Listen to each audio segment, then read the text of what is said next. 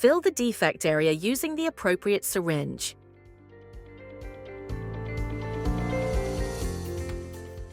Stretch the leveling tape from the box over the fluid material and hold the light instrument above the tape.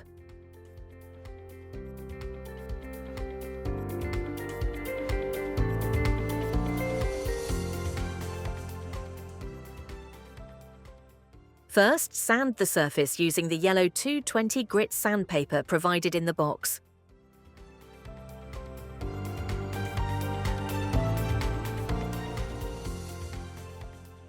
Then, wet the black 2500 grit sandpaper first and apply it to the surface.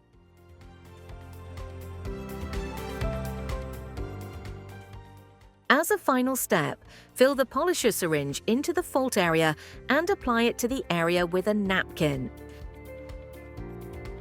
That's all.